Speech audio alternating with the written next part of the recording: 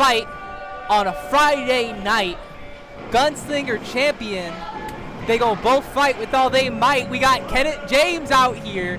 Jackie on the mic. And who with me? Les Ryan's with you. You're very excited. I've been up since about 5:45 this morning. Why is that?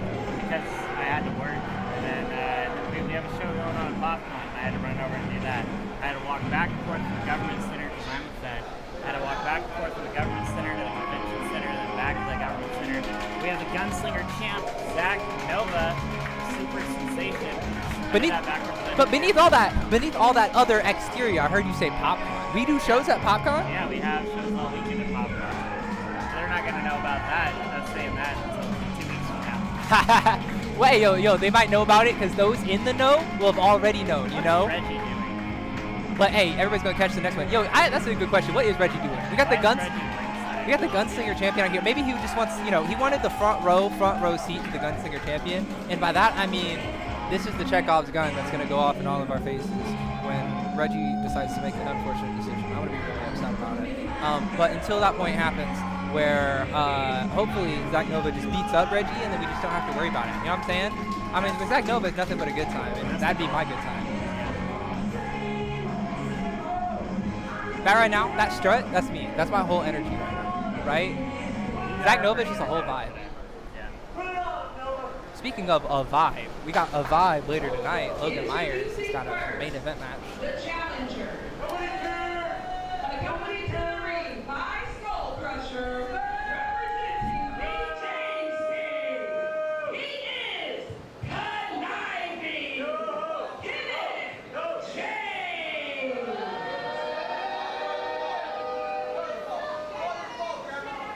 And his opponent from Fort Lauderdale, Florida, he is the Supernova Sensation, your WCWO Gunslinger Champion,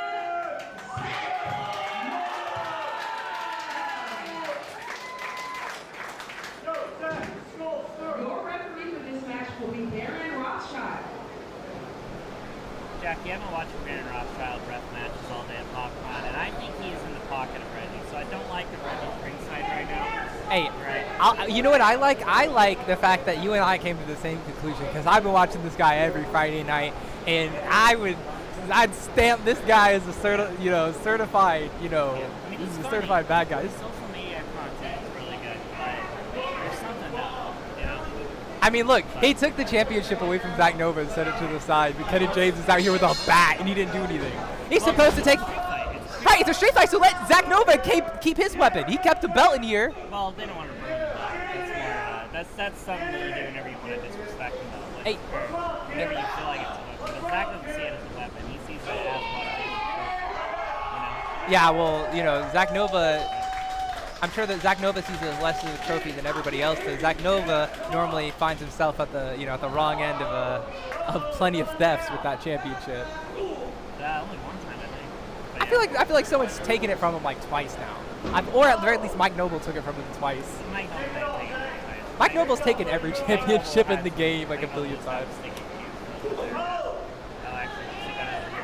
Yo, we got some damage coming Zach Nova's way after that suicide dive on Kenneth James. Reggie's out here, pretending to be paparazzi. He took like 2 pictures and then walked to the side. This is Kenneth James' chance to get that gunslinger pattern that he almost got last week, but then the chairman Joey Owens came out and restarted, gave him the match 5 more minutes, and Zach ran it still off.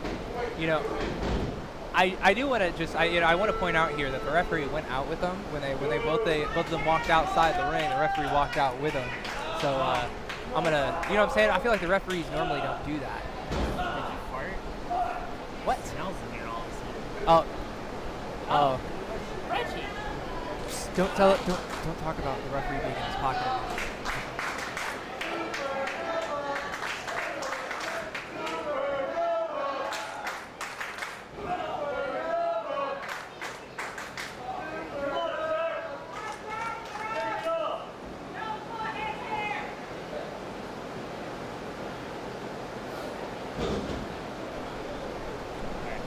All right, Reggie, we won't say anything about the referee.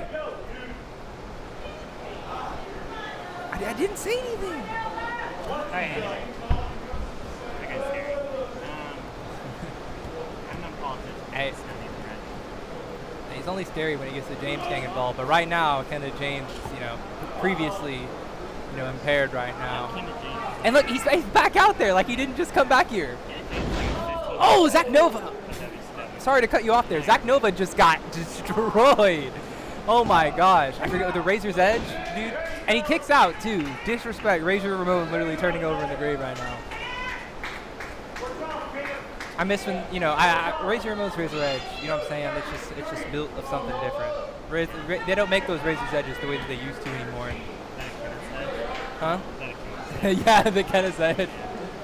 That's why. Hey, that's why it's not very sharp, bro. He couldn't use that Kenneth's Edge to shave his beard.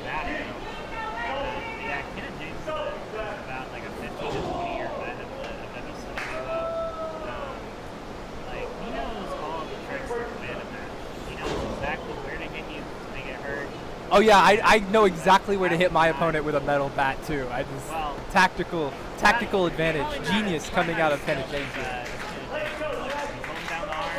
Yeah, he's holding down the arm, and then the arm slips away from him. He just narrowly slips away. If he breaks that arm, then Zach Nova can't do a supernova. No, but that's a big if. You know who he's looking at? He's looking at Zach Nova here, bro. Zach Nova is slippery. He gets up and around. He doesn't. You have to be able to break Zach Nova's arm. You got to be able to pin him down first. I mean, he's going to get less slippery with a broken neck. Look what's happening right here. Zach Nova's literally getting choked out. You're sitting here, you know what I'm saying? Like, however, I do think that Kenneth James, look, that's your guy. That's your GOAT. And he's out here throwing away his metal bat. Going after the leg. Yeah. Okay, yeah, going after the leg. The top rope with a broken leg, Jack. Right, but I mean, if you ask me, I think his weapon is breaking before Zach Nova's breaking. Zach Nova is, he's got those knee pads on. I'm sure he'll absorb that damage. He'll take some. Oh yeah. See, you can do that in this match. It's his Zach Nova's resourcefulness. More importantly, his willingness. Zach Nova willing to stoop down to Kenneth James's level, which honestly speaking, good for him. It's. Oh, right in the tummy. Oh, the on head. the face too. Ow. Oh, the head. On his face, bro. It's the whole 9 yards, bro. He's literally taken all these cookie sheet shots, bro. See, this is just gonna get James riled up. I don't know about riled up. I think it's more like, but I will say that it doesn't feel good to be hit with a cookie sheet, but I don't know how bad it has to feel once the cookie sheet's bent up. It's cookie sheet's got some give now. Zach Nova drops down a Tyro Nova bomb. That's the full elbow. James barely kicked him out of that. I can't believe he did. He threw Zach Nova away at that point.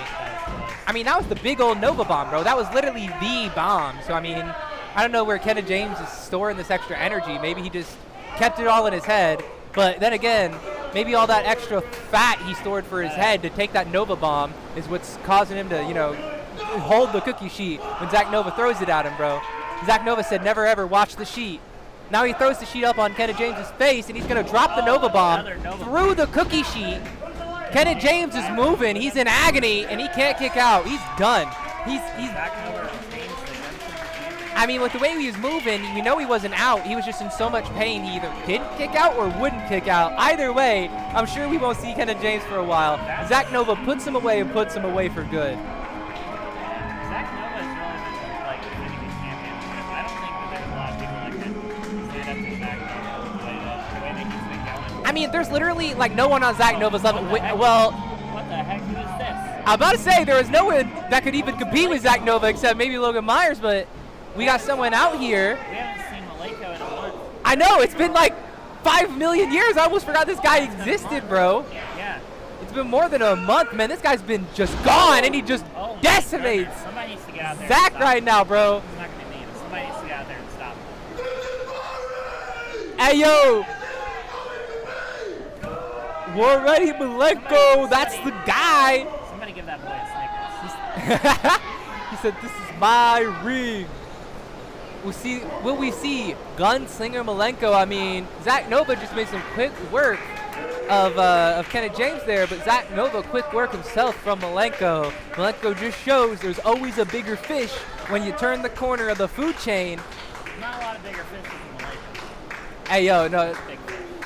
Right, but I mean, Malenko just always, I mean, someone put him away, he comes back a month later, and now he's a bigger fish. That's the thing about Malenko, is that Malenko keeps turning the corner, and then he's the bigger fish. He keeps coming out, you know, growing and becoming bigger and bigger. I mean, I don't think we've ever seen Malenko that huge. The way he laid out Zach Nova, just smashed him into the canvas right there. He helped getting to the back after that bomb by Malenko.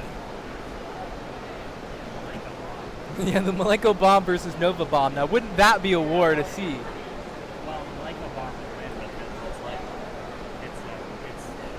it's a like banging into the mat. Well, I mean, maybe Zach Nova will put a cookie sheet through Malenko's face. You know what I'm saying? They have another street fight. Well, yeah. I mean, that's you know, Zach Nova will find a way. That's how he put away Kenneth James. That's how he puts away his opponents. So, Gabriella Rose would done. man, I don't care what Gabby got to say. I got my own things to say.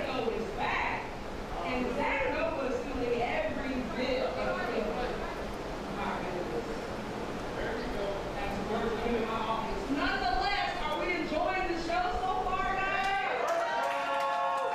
Congrats to Zach on a successful title retention. Now, listen, I am so casual today because we completed day one of our popcorn takeover today. Marcus and Kenneth were there.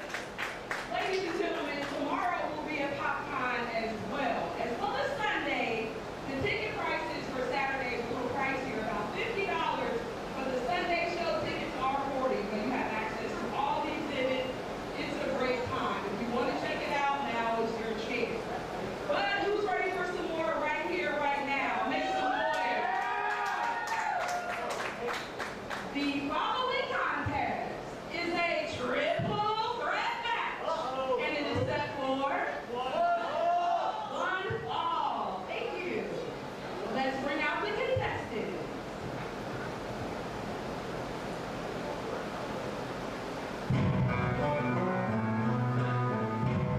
Aight, we got something special for you today. Jackie's always bringing out the special stuff, the special sauce. Got my own dude right here, the Pharaoh King, bro. This is my GOAT. This is the guy. I know him from another place. We bring him out here. Yo, hey, he's king to me, bro. This is the. But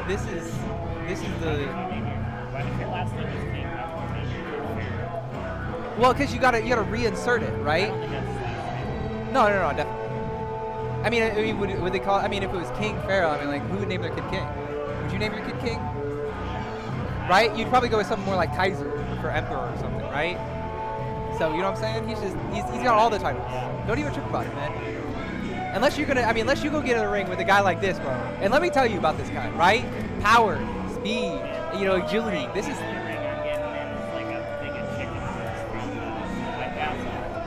Man, this guy right here, this guy is like your high school bully, bro. This guy's about to shove everybody in the locker right now. I'm telling you. No, I'm saying he's like that, bro. And also because he likes me, dude. I like him, he likes me. If he's the high school bully, that just means I can get through, right? I guess. He can go shove Waterboy in a locker right now. That's what I'm looking forward to right now. Waterboy been. Hey, yo, listen. I like Waterboy, right? You know, he pulls out the wave and everything like that, right? But also, you know, you gotta see some moving up in the world. I'm ready to see I'm ready to see a Waterboy moment right now. You know, I'm ready to see him make some waves here at WCWO. And he's been pushing these waves.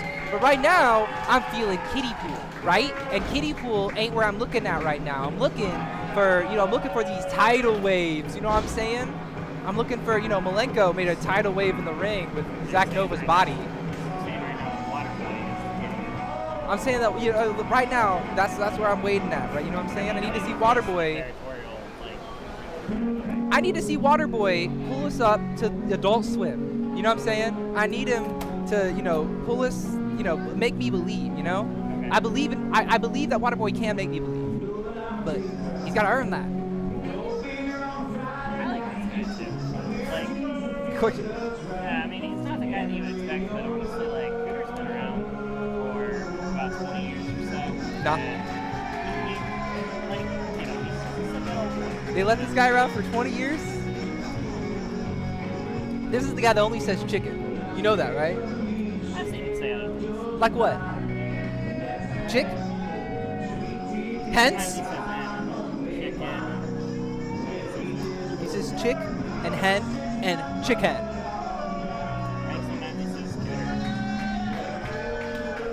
I don't think I've ever. Say the thing. Say the thing.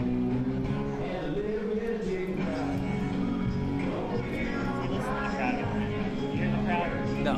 I hear the crowd. I can't. I'm tuning him out. Any part of the crowd that goes for any part of the crowd that is looking at this guy instead of the Pharaoh. You know what I'm saying? I have a feeling that Cooter isn't going to get this bid. I have a feeling Cooter isn't going to get this bid. I think the chicken is going to get this bid. That's disrespect. Maybe on Waterboy. You believe in Waterboy that little? I mean, I believe in it, but I'm just saying.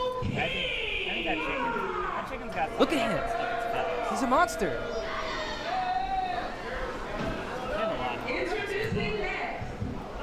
No, but he's not like a figurative. You know what I'm saying? We'll see how he does. This is my first time really sitting down. He's gonna tear it up. Waterboy's gonna get both of them away. Alright? Hey, yo, stop. Yeah, they're gonna be suffering. Pause.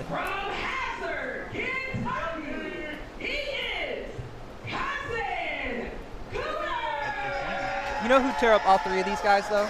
I got my guy Pharoah. You know who tear up all three of these? Divine.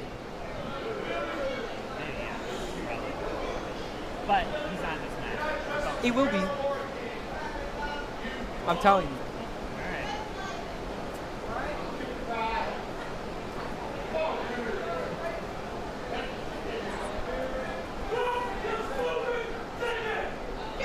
He said drop the chicken. Get rid. The bear.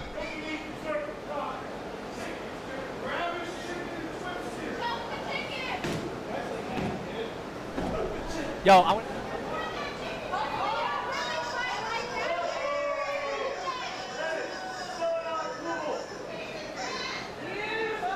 That's what you get for thinking that the chicken was gonna get the pin. Pharoah put the hurt on the chicken. The match is just starting. The chicken can still get the pin. Hey, yo, this is some discrimination right here. They're out here, picking on him because he's an outsider. They're picking on him because he got into this match and he said get rid of the chicken, and they both want to have a good time. Waterboy would rather defend the chicken than get the pin, bro.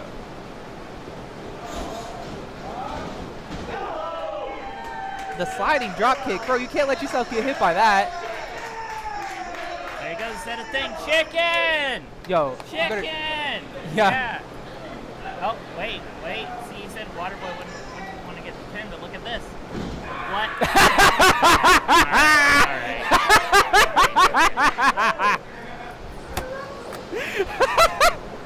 That's your goat. Yo, your man got outsmarted by a chicken. I'm like 2 days into this commentary thing here, and I think I'm going to have to retire after that. That was We'll get you right back with this one. Now he's getting, look, he got put in the chicken wing. Cooter's working that arm, Hey, yo. hitting it against his shoulder, showing how one of the better skills that he has. I thought it was Waterboy that was going to make me a believer today, but I might just be a believer in the chicken. I thought you weren't a believer in the chicken. I know, but now the chicken's taking down Waterboy, bro. He's taking out. We're gonna see you ever seen Moana with the chicken on that boat? Yeah. That he's gonna become the king of the beaches, bro. He's gonna take the heart of Tafiti and save Montanui or whatever. What are they talking about? They're having a conversation out now. I thought we were yapping. Now they're yapping. And he just punches Waterboy straight in the face. Waterboy don't even do anything about it. Waterboy kind of brought this on himself by coming after Cooter after. Oh! Big slam. Pharaoh's just gonna let it happen. Now he's gonna line up Pharoah. Cooter in the corner. I think Cooter might have thought that Pharaoh's just gonna let him beat on him, but I don't think he knows Pharoah like that. Ref has got him by the hair. He's got Cooter by the hair. Ref touched him off of. This is what happens when you try to pretend like you know people. Look, just knee to the face, tore up. What? You see Pharaoh grab Cooter by the hair? No, man, I didn't see anything. Okay, well, it's a stupid joke anyway. So, anyway, You got chopped. Chop. Tore up. I will tell you, though, my guy, that Waterboy has got a lot of stamina right now. You know what I'm saying? If there's one thing he's got, it's the stamina for these kind of chops. He takes them every week. You know what I'm saying, Pharoah? You gotta pick it up a little bit. You gotta get a little new. You know, maybe give him a swirly or something. Waterboy loves to be in water, so just dunk him right in. That was a intense clothesline. Sorry, he hit my head. Yeah, it's all right. You'll find it eventually. These are some stiff, what do they call them? Punches. I'm kidding. All right, taking it to Pharoah, corner to corner, post to post. Waterboy getting himself lined up. He's going to let Cooter do the damage. Nope, Cooter's going to take it to Waterboy. Never mind. Cooter learned his lesson. He said, Pharoah beat me up when I was trying to beat Waterboy, so I'm going to beat up Waterboy before he can, you know, get in the middle of this match. Finally realizing it's a triple threat where there's no friends. 2 projectiles sent at Pharoah's way.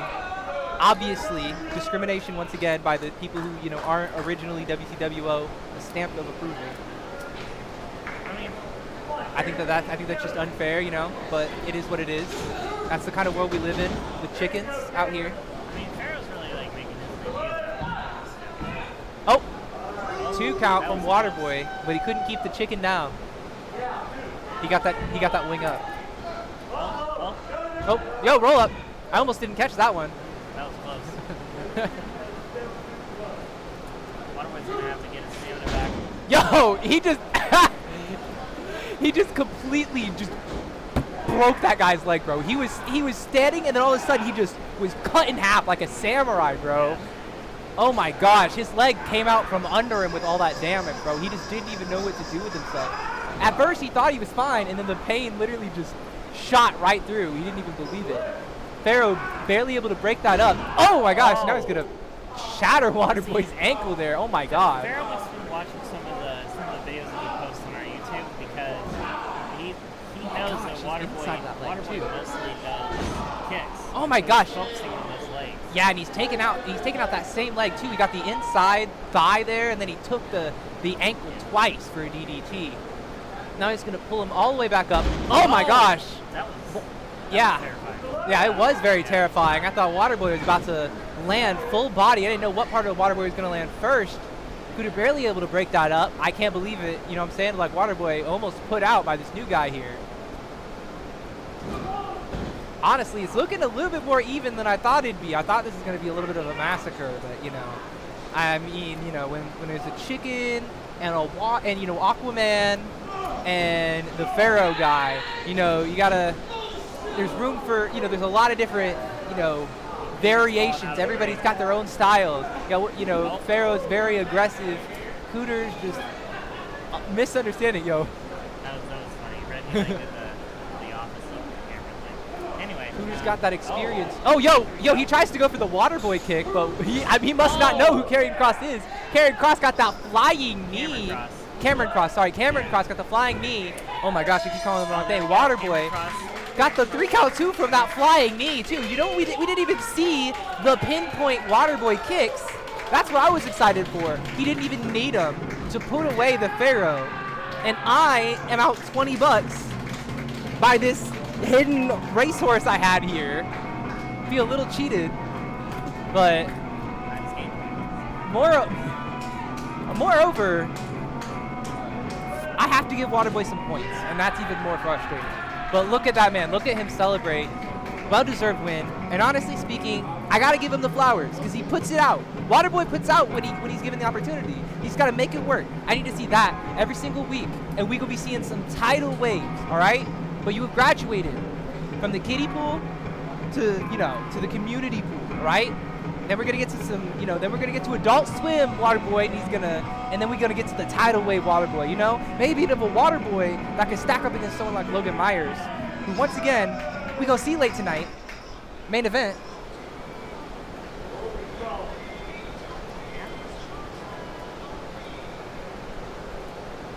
Maybe we got some more action for you at WCWO. Oh, we definitely do. Ladies and gentlemen, boys and girls, I have a quick question for you guys. Who here loves their furry friends, all kind of animals? Any animals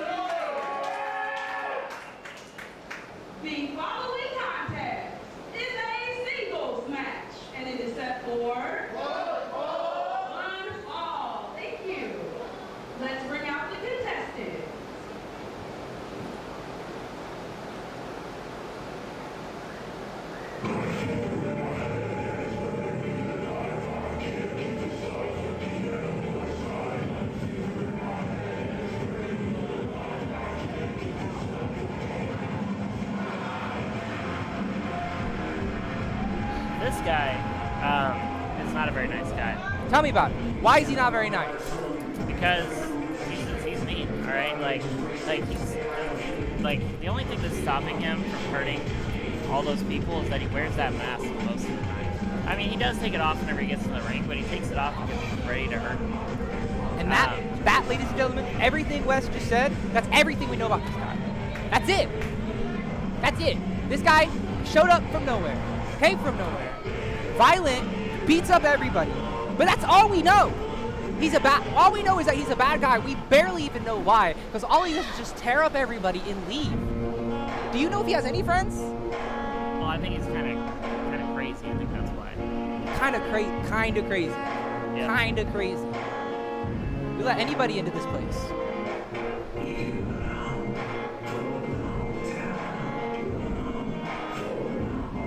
You said he's kind of crazy, and you stack him up against this guy. You want to talk about 100% crazy? Speaking of, oh, actually, you know what? I take it back. 50% crazy. We got 50% crazy against 50% crazy over here, because I don't see the other half of the title.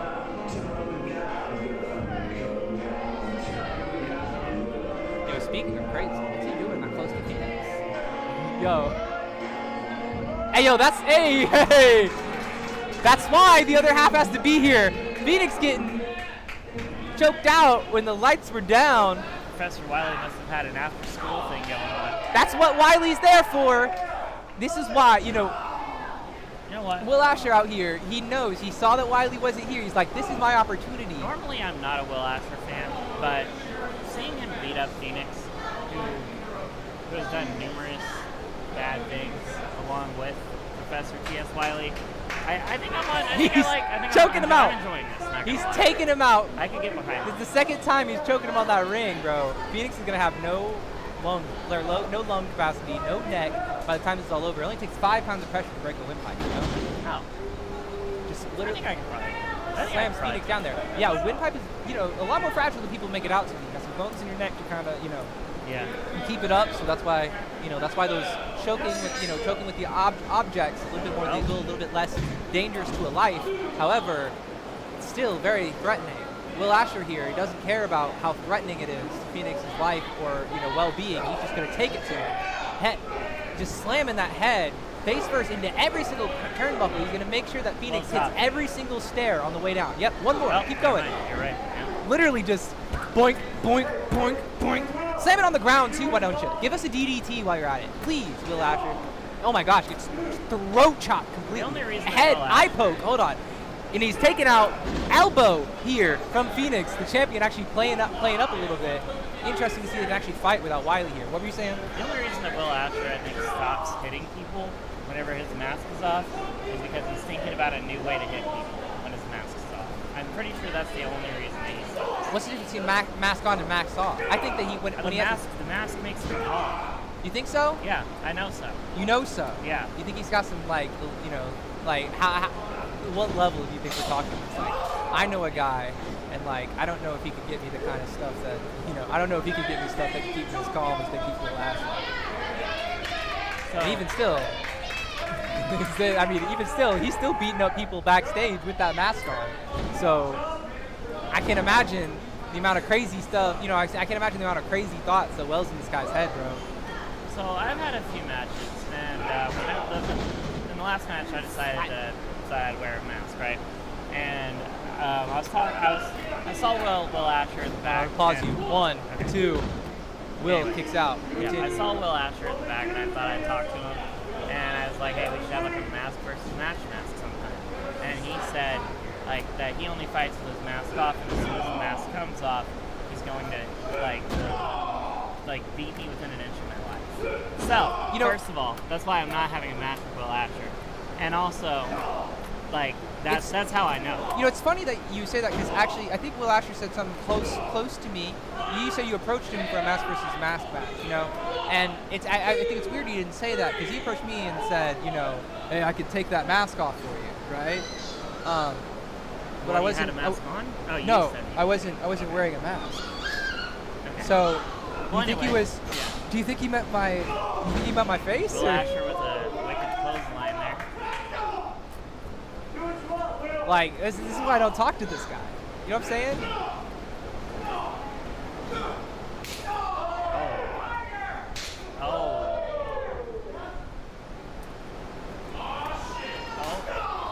He took off his shirt. He said, "Give me more."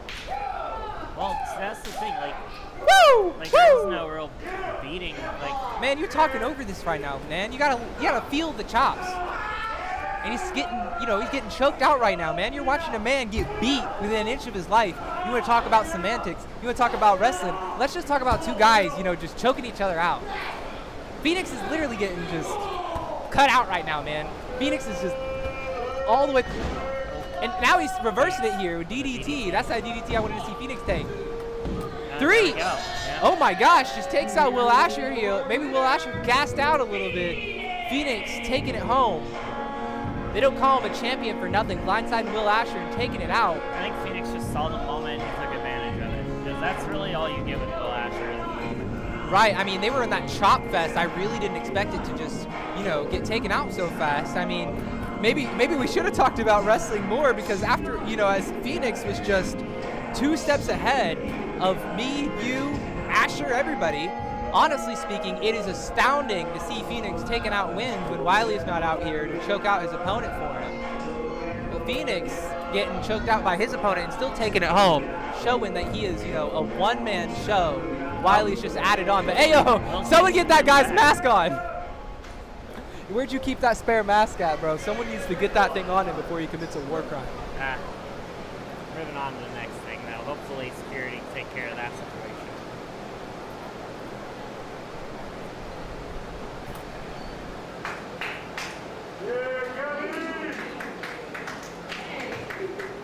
Now, I don't know what's going on with Will Asher, but I was not sticking around to find out. He does what he wants. All right, boys and girls, we're still having fun, right? Yeah! I know it's hot. Thank you guys for bearing with us. The heat is rising. That's today's show. So I just wanted to extend my gratitude to you guys for sticking it out along with us tonight. So, we have a lot of stuff that's coming up lately, you guys. One I definitely want to plug is July 3rd at the Beach Grove Fireworks Festival. Y'all seen Beach Grove Fireworks, right? If you haven't, it's a great time. I'm pretty sure it's a free event. You can double check. But we will be performing at that show. So if you can, come on out July 3rd, okay? Now, this next match, if you've been following on Facebook, Say Gates and David Light have been beefing with our tag team champions, the Two Loud Strays, and it's all coming to a head pretty soon. So the match tonight, the winner of Zay and Tim's match, the winner will decide their stipulation for our July 5th show. That's red, white, and green, okay? That's also an outdoor cage show. So if you haven't seen the show of ours outside, you haven't seen the cage show, there's your chance as well. But enough of me gabbing. Are you guys ready to get the show going? The following contest is a singles match, and it is set for one fall. Thank you. Let's bring out the contestant.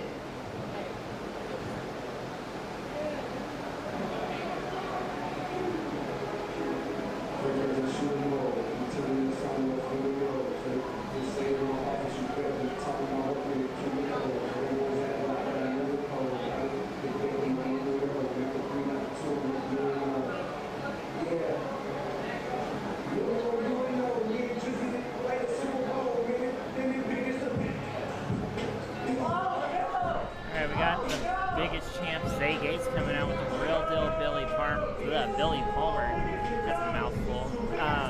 This match, by the way, is to decide the stipulation for the tag titles that that Andre and Tim, two loud strays, will defend against Zay and David Light. I mean, interesting. I'm sure that both team members putting out, strong, like, arguably, their strongest representative here. I mean, Andre took on Zay recently, and he took some pretty big damage, and so, but I'm pretty sure Andre came out on top, right? So we got Tim out here, and he's gonna make it. He's gonna try to make it right. He's gonna show he's one half of it. Zay still out here representing his side because despite any way he might feel about it, he wants to show out every single week. We see David Light like every other week. That's why Zay had a match a couple weeks ago, and I mean, Zay did have David Light out here along with the real Billy Palmer, and Tim was by himself, but Tim still lost that match. And not only did he lose that match, but the three of them chased him to the back and smashed the TV on his back. Yeah, I mean, I don't know. Tim has a bad habit of just coming out without Andre like every other week. I mean, Andre, when you're the tag team champions, you have a target on your back, right? It's big, it's red and white, it's striped, and everybody in the locker room can see it, right? It is literally like, it's not, you're not looking at tie-dye print, you're not looking at camouflage, it's all just target. And it's shaped like a championship belt. And when you walk around with it, you wave it in people's faces, David Light, Zay, Billy Palmer, Ruthless Domination, anybody else, you're waving these titles around, everybody sees them. And, half the guys in the locker room, they're going to be nice about it, they're going to challenge you to the match. Other half of the guys in the locker room aren't going to be nice about it, and they're going to beat you up in the back of the parking lot. I mean, you got to bring your back up. When you're a tag team, the best part about a tag team is that you always got someone to watch your back, right? But also that people are ganging up on you. People are going to bring gangs, right? Well, Zay Gates has got a gang behind him. Tim Jaxon walking out by himself. Where's David Light at?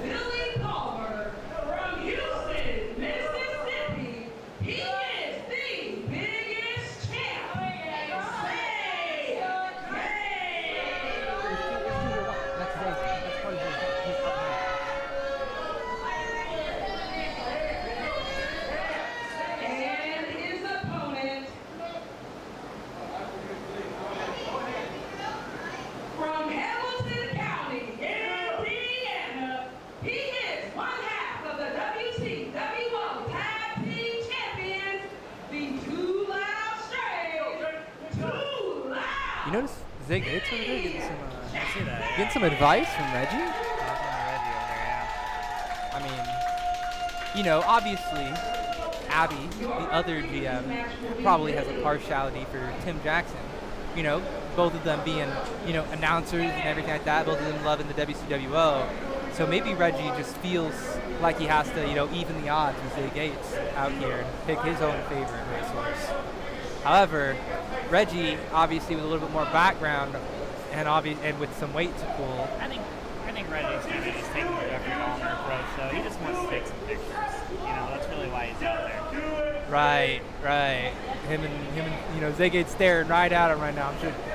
I'm sure that when Reggie gets back here, I'm sure that he will give us that story. You know what I'm saying? I'm sure he'll give us the story of just taking pictures. Listen, it's all a conspiracy. I know you're a little new to this announcing gig, but there's a huge conspiracy around Reggie right now and the amount of control he's got in the WCWO. You don't know about it because you're just not in the know. You know what I'm saying? But listen, let me tell you, it goes deep. All right. You're talking Kenneth James earlier today. You're talking, Reggie's fight with JKO. It goes deep. You're talking Mike Noble. But what we're talking right now? We're talking dance party. All right, yeah, we got a dance party going on. If we're going to have a dance party... What's your favorite dance move, Jackie? I'll tell you mine. My favorite dance move is the lawnmower, right? So you know how you pull the cord to start a lawnmower? Right. That's it. You just pull the cord. I would say a lawnmower is a poor man's shopping cart. You can't hear me right now? Or you can't see me, but I'm doing the lawnmower right now. Yeah. No, a poor man's shopping cart. I'm just telling you. Zay Gates out here taking it. Trying to have a dance party. Hey, I was about to say though, maybe Zay Gates shares my opinion, but if we're gonna have a dance party, we might as well have it with Zay Gates' theme. You know what I'm talking about? No. You don't know what I'm talking about? Man, the Zay Gates theme, I'm telling you, man. Break to the year of our Lord 2025. Wow, look at that, running ropes. Yo, I think Zay Gates is getting outran by Tim Jaxon. Is that possible? Yo, Zay, come on, pick it up. Pick it up. You're getting outran by the big man. What's going on, man? What's going on, Zay? You don't got the feet? You don't got the step? You ain't got the rhythm? Yeah, and he gets taken on. Strength, tossed, gone.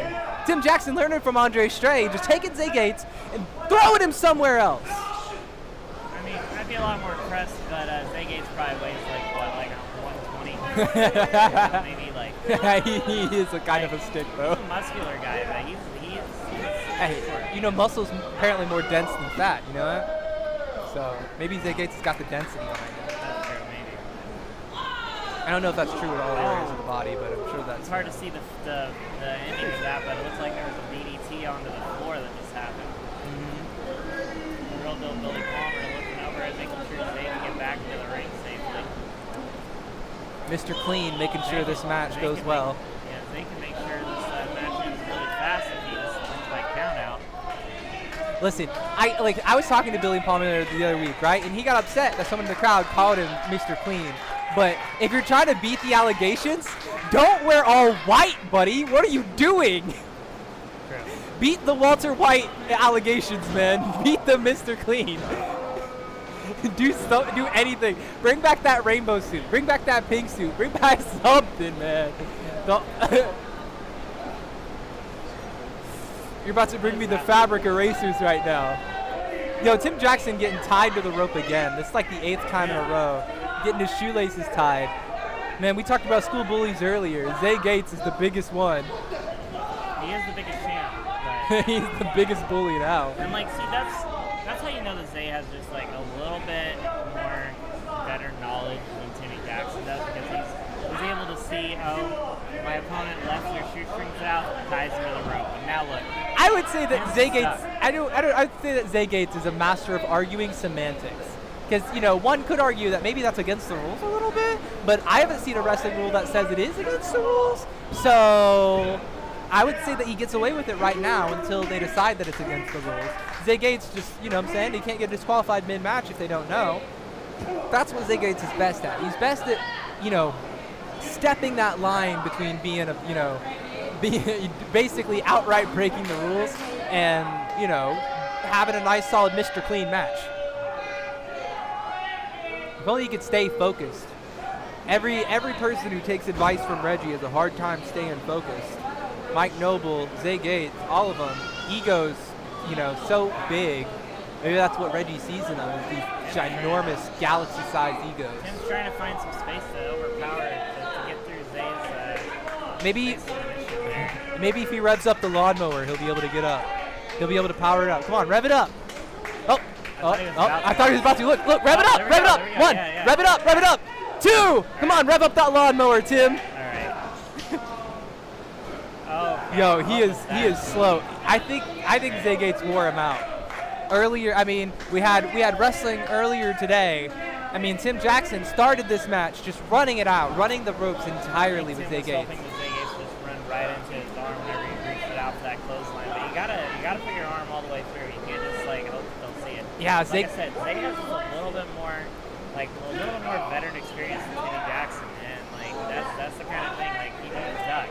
I mean, like, he's got him in a. Would you call that veteran experience, knowing when to duck, or would you call that Zay Gates' a superior intellect in the beginning of the match to bait Tim Jaxon into running, getting himself tired, so he could slip under like a slower clothesline? You know what I'm saying? I think Zay Gates has been setting up Tim Jaxon from the beginning here. Boot to the face of Timmy Jaxon.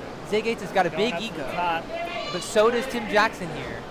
We're gonna see these two egos collide on the top rope as Tim Jaxon wants to meet Zay Gates every step of the way. Timmy Jaxon has a big ego. No.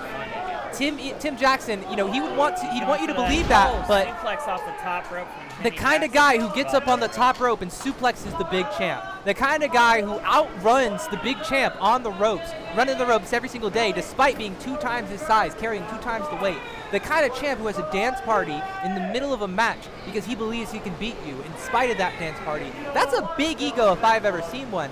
Yet Reggie somehow is not attracted to this big ego. And I'll tell you why. It's because Tim Jaxon owns it, right? Now he might have you believe, he might, as an audience member, you might believe that he's a nice guy because his ego doesn't clash with his wrestling, right? He's got a good ego, but he uses that ego to drive him, to push him forward. He used that ego to push him to run those ropes. He used that ego to push him to get on top of that rope and meet Zay Gates up there. So Zay Gates can't use his strongest weapon, that ginormous jump height that he is known for. It takes Tim Jaxon's will to get up in there, and it takes that ego to force him up. And he's going to use that ego, that will, to push him up here, fight Zay Gates, so that way he can determine how that matchup is going to happen for his partner. It's that ego to keep his friends safe. Tim with a back elbow, another back elbow. Double back elbow. He got one for Andre, one for himself there. One for the money, two for the show. I'm not gonna lie, I think after all the pain that Zay's put him through, I think those were both for Tim this time. Like, I'm sure that Andre's on his mind, but I think that Tim wants this for himself. You know what? Oh, Tim's I going think up. you're right. Timmy Jaxon is going up. I think Tim Jackson's going to get this one for himself. After all the pain that Zay Gates has put him through, Tim Jaxon deserves this one. Take this one for you, big man. Dance party. Launch it up. Oh. Fuck. But yeah, Zay Gates barely moving out of the way in time for that. That would have been a brutal splash. And now Zay Gates is going to capitalize. Coming up from the top. Zay Gates hooks the leg. And that's 3. Tim Jaxon fell down from the skies like the fabled kid of Icarus. Daedalus told him, do not fly too close to the sun or your wax wings will melt. And Andre just could not hear him over the sound of that loud music. It was too loud. That ego was too loud. Those voices were too loud telling him to jump. I was too loud telling him to jump, Wes. Told him to jump? I did tell him to jump from that rope. I thought he had it. I thought that ego was going to carry him to greater heights. But now Zay Gates and David Light will get to decide how their match will happen as they fight for those tag team championships. Andre not here once again, so he will have to find out. He has a match. Oh, he has a match? Yeah. Okay, well, he's not in the ring. He's probably getting himself Normally, hyped up for the match. if he's got a match, I'm surprised he's not out here. Normally, he likes to, prep up with his team member, right? Obviously, you'd want to see the outcome of the tag team outcome. So I don't know why Andre wasn't out here to support his team member, give him a little bit more, oomph. Tim Jaxon earned this one for himself, so maybe he didn't want Andre out here. Maybe he just wanted this one for him, but maybe Andre's putting him in that position, right? Maybe Tim Jackson's got to earn it for himself. I don't know. I want to know what's going on. Andre, you got to tell me. Let's have a heart-to-heart. I mean, David Light, too, did not show, but he did send the entourage to, go help out Zay Gates. So at least he had a little bit of, pump up. From that town in Indiana, he is the Hoosier hot boy, Khurt Boose. I will say, Khurt and Zay Gates, obviously, some very, both of them love to pose. Both of them are pretty close. Both of them, highly athletic. I don't know why you're comparing those two together, though. They're not like. WCWO Tag Team Champion, the Dog Pound Hound, Andre Stray.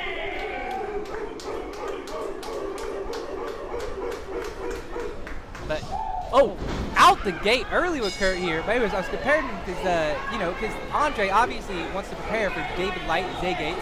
We're both pretty similar fighters, both very individualistic, both very athletic, both very strong. Zay Gates, obviously the highest jumper here at WCWO. Right here, you see Khurt looking like, look at that. Look at those guns here. Biggest champ. You don't think he poses like that? You don't think that Khurt might be, taking a little bit of inspiration from our big WCWO champ here? I don't know why you're comparing Zay and Khurt, because they're two different people.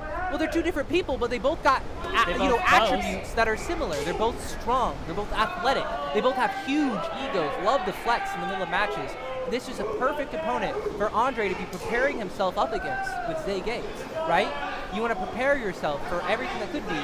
Khurt right here, he's got the lower body strength of Zay Gates and the targeting of the legs the way that Zay Gates would. But he's also got the upper body strength that David Light can offer.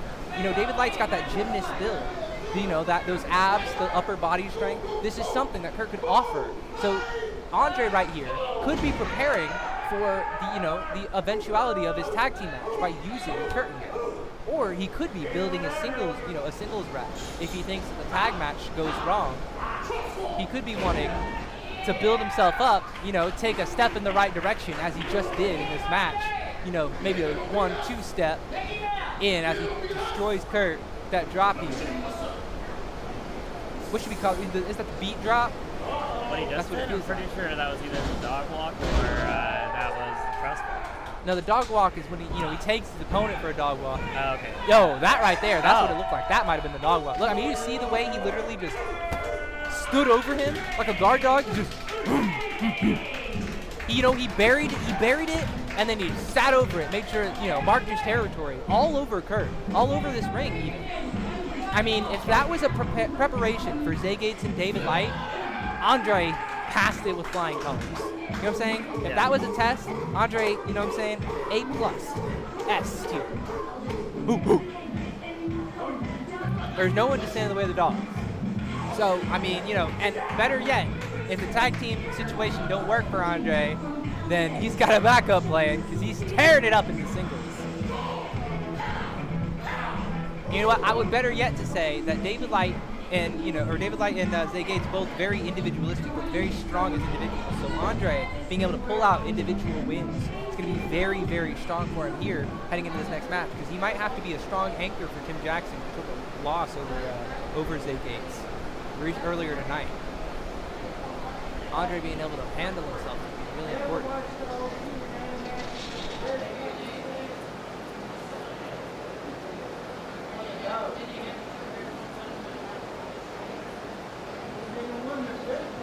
Ladies and gentlemen, boys and girls, Andre Stray making quick work out of Khurt Hussein. Alrighty, guys. Now, I've been plugging a lot of shows today, but I would be remiss if I did not mention July 19th, WCWO is coming to St. Paul, Indiana, which I believe for the first time ever. I've never been there, and if you haven't, I'm inviting you to go check it out with me for the first time. Be sure to check out our Facebook page for all the information and details on where it'll be and when the doors open. I'm not too sure. It's been a long day. All right, guys. Now this next match is going to be pretty hard hitting. It's kind of like Extreme Rules type vibes, so it's going to get pretty violent. So, y'all ready for it? I know I am. The following contest is a Monsters Ball, and it is set for one fall. Thank you. Let's bring out the contestants.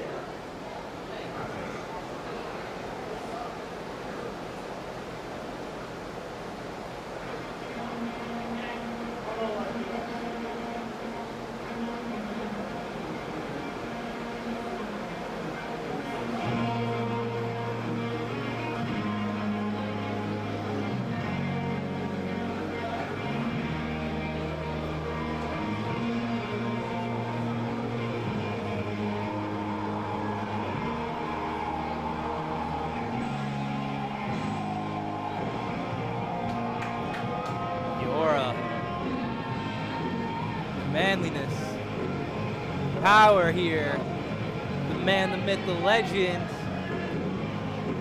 the man of many names that I just have run out of now, TJ Powers here, pulling his weight here as a, surprised to not see Juan Sanchez at the hip. Obviously, we've been seeing a lot of him. I'm interested in what she said. Did she say it was a Monsters Ball match? A what? Monster Fall? What does that mean? Do I want to know? Does TJ want it?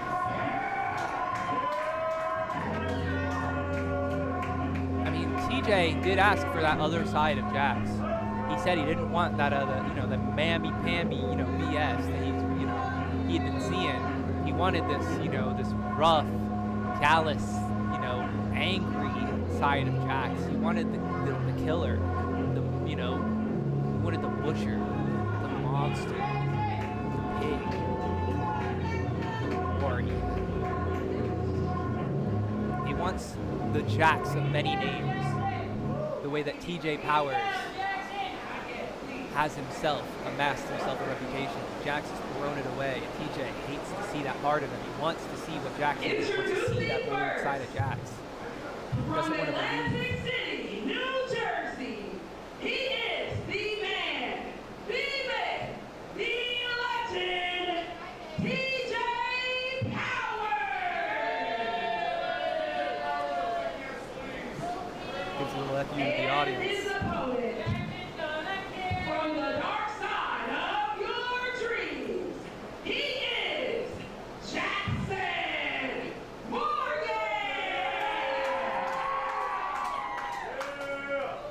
Your opinion match will be Red Pledge. You know, I gotta say, you know, with TJ, you know, obviously, he looks up to Jax in some sort of way. He may not looks up to, respects, you know, has a lot of respect for it. That's a good way to say it. He has a lot of respect for Jax here, and it's obvious, you know, it's obvious that even, you know, maybe not idolizes, but sees a little bit of himself in Jax. And he obviously hates to see Jax as like a withered version of himself. Because TJ, you know, standing up to this hit, standing up to Jax right now, he has no reason to do it. There's no reason to try to pull out this side of Jax, no reason to want more damage out of Jax, no reason to face tank the hit from Jax. But obviously he hates to see the kind of person that Jax has become, willing to be a martyr to see Jax, you know, to show that Jax is not a shadow of his former self. Because if Jax is a shadow of his former self, well, what would that make TJ Powers? Sitting in the corner of this ring right now, taking every hit, TJ Powers soaks it in. Soaks in that this is the Jax he asked for. Right here. All of this damage, this was something that TJ Powers paid for in full. And now it's time to face the music as Jax chokes TJ within an inch of his life. Beats him everything he can. I mean, we already had a street fight earlier today at Jax. I don't know if you're going to find anything. I don't know if you're going to find any more weapons that are just hanging around here. TJ takes that trash lid to Jax, and Reggie wants to get a solid clip of it. Just tearing apart Jax right here. The searing red over Jax's eye, you know. It's hard to believe that won't be matched with another searing red over the eyes of our competitors today. The ring stained with their blood as they just bash each other with these non-stop headshots. First Jax, now Kenneth James. Trash lids, cookie sheets.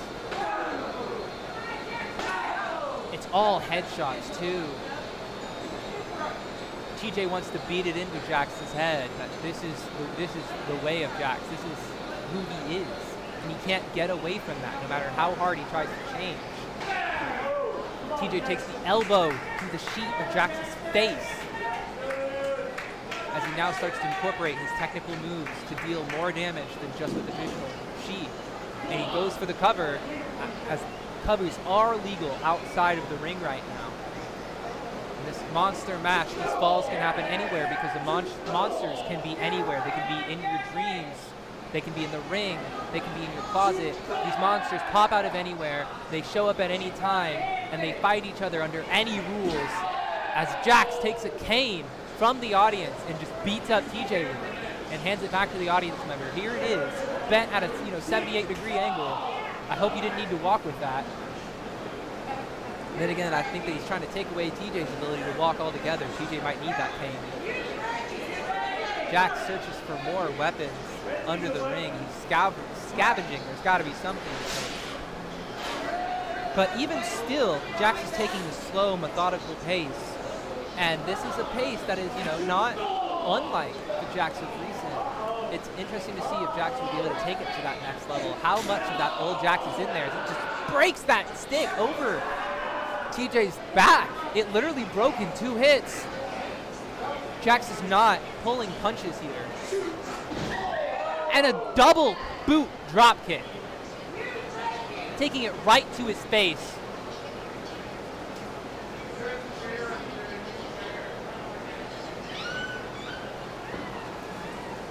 I mean, I'm 2 count.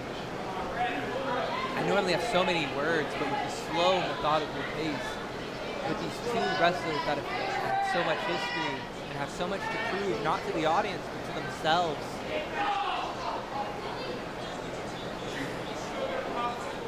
I mean, there's so much here. There's so much to say. The referee's face says the whole story. Oh my gosh. Some of this brutality we're having to, we can't get a full camera view of, or as a, some of it's a little graphic for the audience. And again,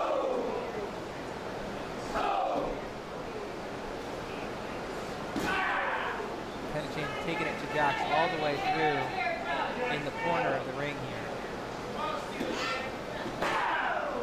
And he's tormenting Jax, following him, pursuing him like an aggressor. He's Freddy Krueger.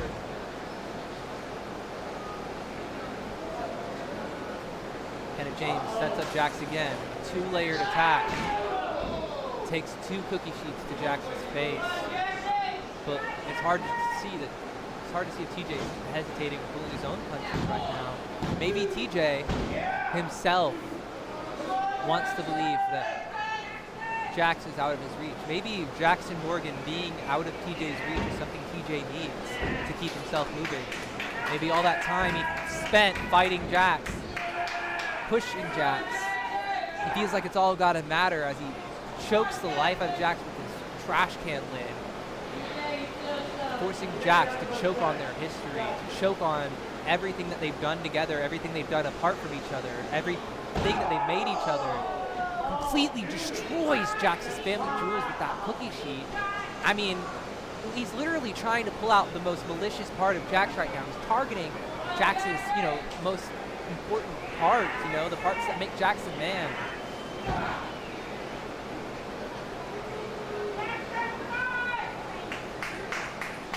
Come on, Jax, are you a man or a pig right now? How you react is the kind of person you are. He fights back against TJ, and the crowd still believes in the fable of Jax. You hear the audience, Jax is gonna kill you. It rings out true, but TJ is out here to prove it false. TJ takes out the myth of Jax.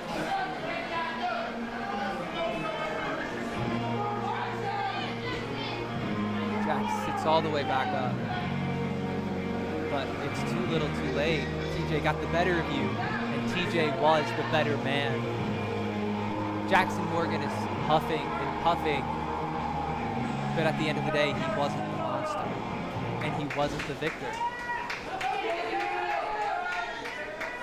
Goes all the way over the ring, and he's going to follow TJ to the back, but it's hard not to see the shadow of the man that was Jaxon Morgan as TJ Powers breaks him down to the bare essentials. It's a tough day for WCWO, but we will have some more action for you here. Logan Myers is going to face off with Logan James later tonight, so do not, don't turn it anywhere. Don't go anywhere else. This is the place to be, I'm telling you.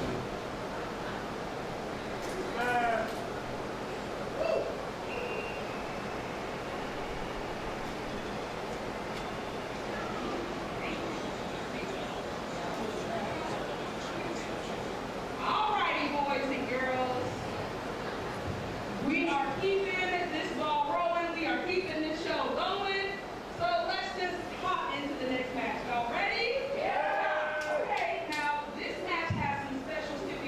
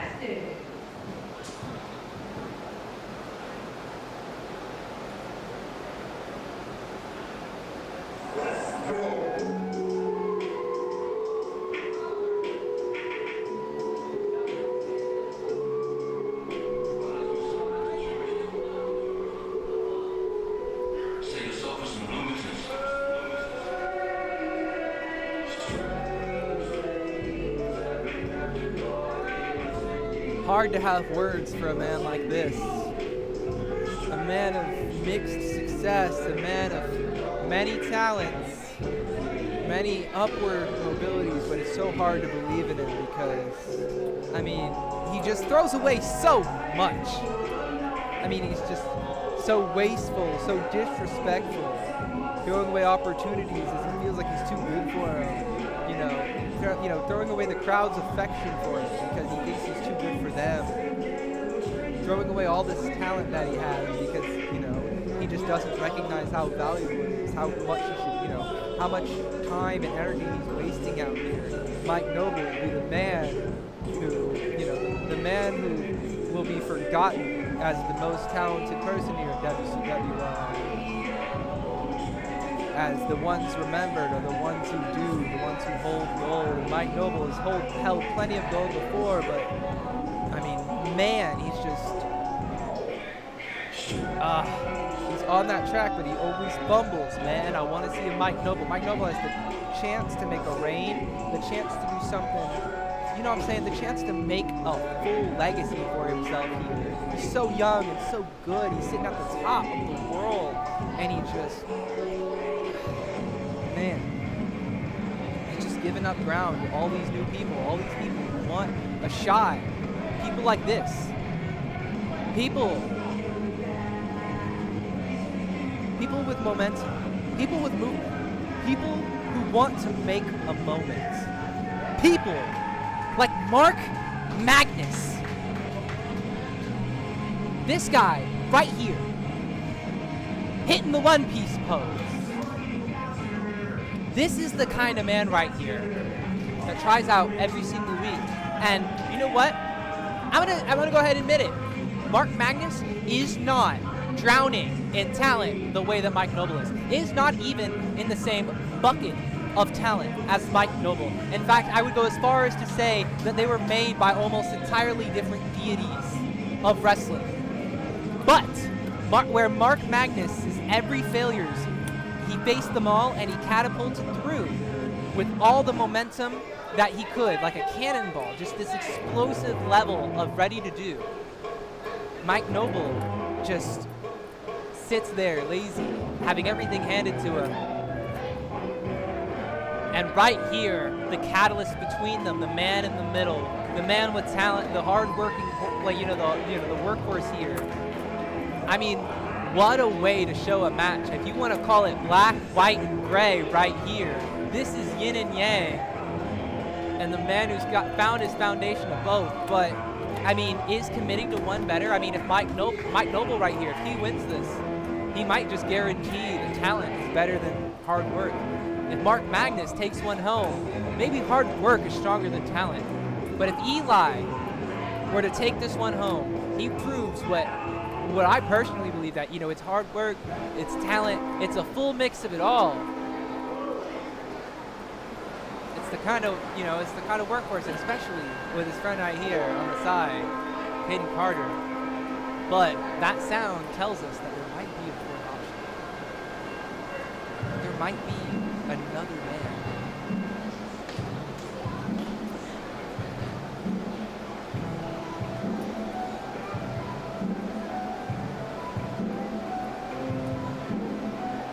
And I know what you're thinking.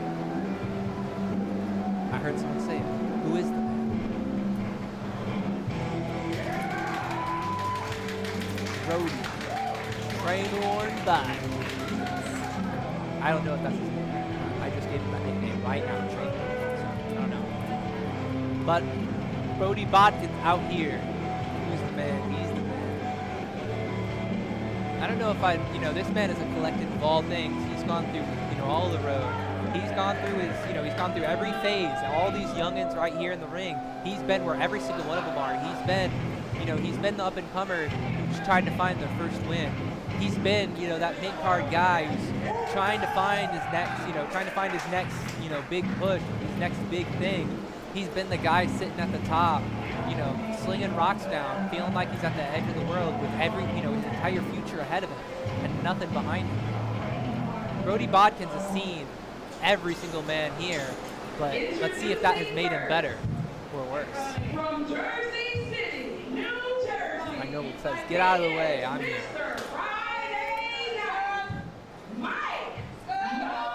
I figured out why they call him that, because every Friday night, it's always interesting. I love Mike Noble, just because I love to hate him. You never know if he's going to win or lose, and that's what makes him so good, because he's got so much upside that you can just toss it away. And what an explosive new member of WCWO here. Been finding his first few wins, picking up momentum. Accompanied to the ring by Carter Kaufman from Kokomo, Indiana, the Midwestern Warrior, Elijah Eros. Probably the most consistent member in this ring right now. Probably the most equal in wins and losses. From the other side of the track, weighing in at 400 pounds, he is the Brave Train, Brodie Bodkins. I couldn't have said it any better myself. From the other side of the tracks. Just by walking into the ring, Brodie Bodkins has made this match a different kind of match for these three competitors. I mean, these three competitors here are all out to prove something. Brodie Bodkins is out here to steamroll through it all. I'm so interested to see how this is going to start. Mike Noble decides to be the lightning rod that he is for hate. He says, I've beaten you. I don't know why you're here. I beat you. I don't know why you're here.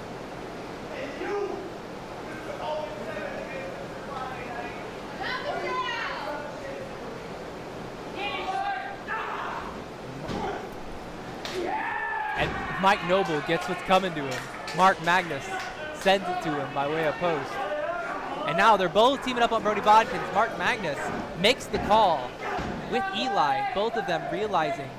Now Eli takes the first hit on Mark. Mark has to realize that everybody's eager to get a win and everybody's eager to be the man in charge. You can't be, Mark's celebrating a little bit, but come on, you got to stay on top of it, Mark. You got to be that man in charge here. There's 4 people in the ring. Kaden Carter's on the side. I'm sure that she's a fair sport, but even still, that's an extra person just to get involved. Mike Noble up.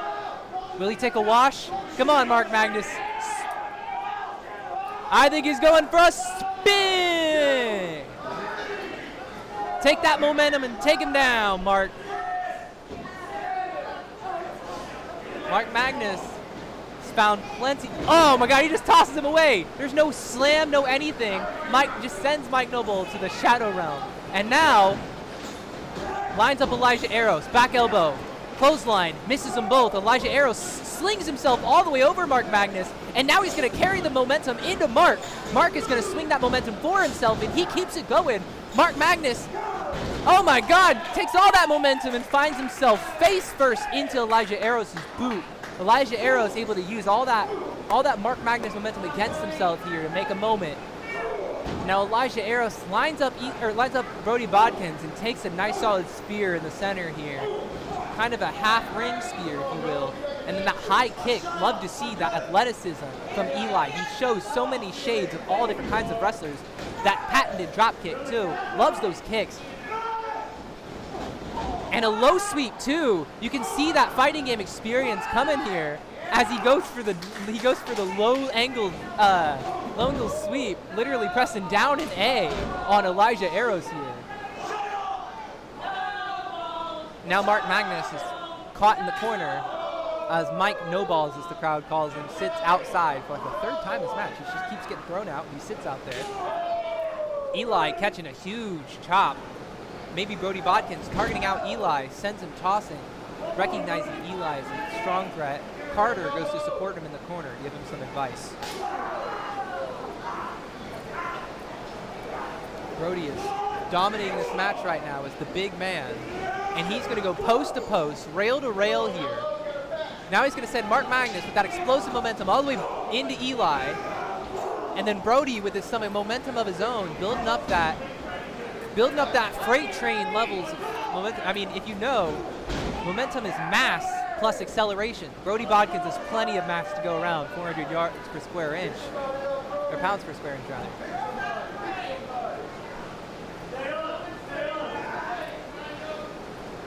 He's going to pick up Mark Magnus, probably with the worst win rate of the four here. A good person to target for a pin. Mike Noble gets tossed to the outside once again by a punch. Tries to get in, can't find his way in. I'm interested to see. Brodie Bodkins targets out Mike Noble and makes sure that Mike Noble gets a chop too. I think Brodie Bodkins recognizes that Mike Noble sitting outside the ring is going to be a threat if he doesn't put that pin in the bud. Everybody here's had fights with Mike Noble to know. And Brodie Bodkins now getting double teamed once again. It does not pay to be the big man, to be the different guy in the ring, as everybody recognizes Brodie as a threat. But Brodie is basically all on his own. Doesn't have anybody to support him here in this kind of match. No one wants to make friends with the big guy who's gonna, just stomp over everybody, because that's gonna include you when you're stuck in the 1v1. Second place is the first to lose. Mike Noble recognizes that all too well, as he is going to take Mark Magnus here. A big suplex and toss it all out. Mark Magnus only with a 1 count. Won't let Mike Noble get the better of him that easy.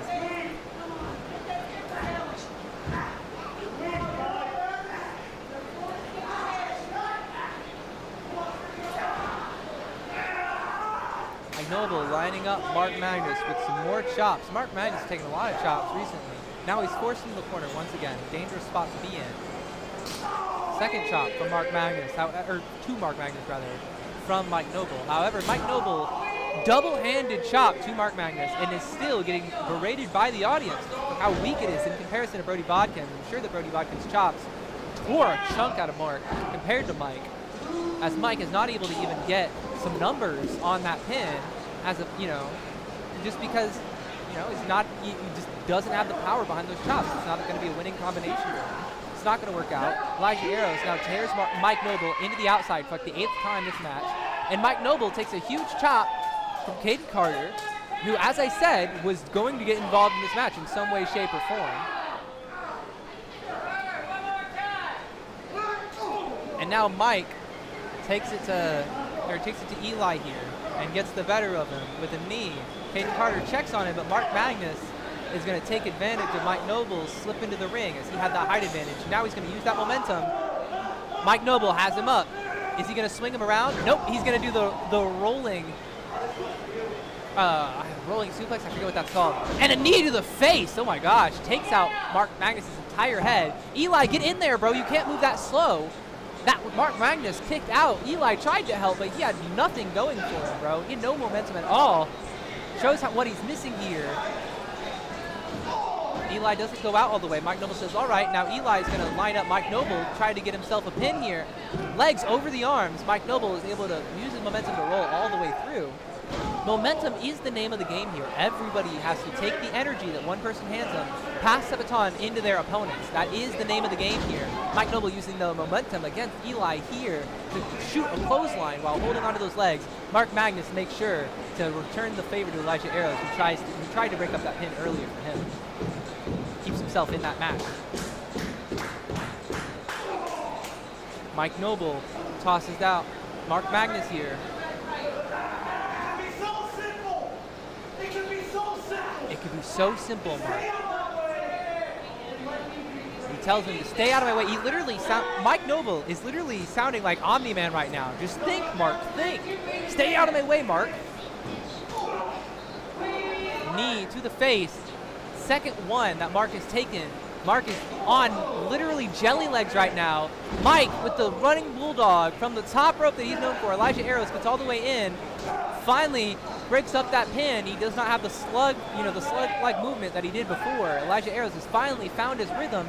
Now, with a Russian leg sweep. No, not a Russian leg sweep. That's what I thought. But no, he tied Mike Noble up with an interesting submission move. I'm sure that Mike Noble did not see that one coming. And now Elijah is able to literally get Mark, use that momentum against him all the way up and over. That explosive momentum is, tossed all the way over. that's what happens when you use too much in one go. Mark has got to have control. We see a half belly to belly, more like a side to side. He's going to try to cover live arrows. Referee got down, but he recognized that Mike Noble was lining him up, and he did, and he gets that huge cutter. Mike Noble got the cutter but cannot capitalize. He needs to roll over and get this to Mark. Mark is the most liable person to be pinned, but he rolled away. I don't know if this is going to be it. Only a 1. Mark has that rope over here too. He crawls over to the rope. Can he get Eli tied up? Eli has enough in the tank to kick out. Brodie Bodkins, though, he might have a lot more in the tank as he has taken some time to rest outside the ring, and he is going to line up the first person to stand. I don't know who's going to be the first person to stand on these 4. Brodie is now up. Mark takes a run at him. Brodie clotheslines for everybody. It's like Oprah Winfrey, look under your seat, you've got a clothesline. Now it's back elbows for everybody. Send them all out here. Come on, Eli, I got one for you too. Charges Eli, really. Now, the John Cena, I forget the atomic drop, that's what it is. Frontal atomic drop. And now Dusty punches. And now from the other side, some left-handed ones. I didn't know Brodie could do that. Brodie, southpaw, right-handed, left-handed, taking it from all sides, ambidextrous, elbows, elbows. Come on, Eli, you want one? No, it's going to be a big, solid just headbutt. Come on, build up the energy. Brodie wants to know who's the man. Samoan drop. Takes out Eli. The other 2 men dropped, but not out. Brodie Bodkins could not keep the men down. Brodie Bodkins tries to do it all himself. Maybe after all that experience in the tag team division, finding all these new partners and not able to find any success, Brodie recognizes that you can only get things done by doing it solo. However, fighting 3 men by yourself in a fatal 4-way is not the way to go about it. When he was outside the ring waiting for his moment, that was the best shot Brodie Bodkins had, and he wasted it all by trying to fight all the men at the same time instead of picking them apart one to one. In a big fight, you can take any single one of these people on an individual level. You can't fight them all by themselves. Caden Carter's now going to get in this ring, and Eli is going to say, no DQ, go on. I mean, questionable morals maybe, but Eli doesn't care. Brodie sets her down, says, hey, maybe just don't get involved with the match and I won't break you. But Eli is already involved with this match and he's going to send Brodie out of it. Eli has to take care of it himself, and now Mark and Mike inside the ring fighting it out amongst themselves. Eli climbing back up after his dive here. And now he's going to have to find a way in. He's going to target Mark first, then go back to Mike. I hate these names going back and forth between the M ones. Eli cuts Mike. Almost gets knocked out, but back in it. Eli loves to bounce back. He found his meter. Eli's got the meter. Oh, arm drag. Couldn't get that spinning elbow here. Oh my gosh, that crazy back heel.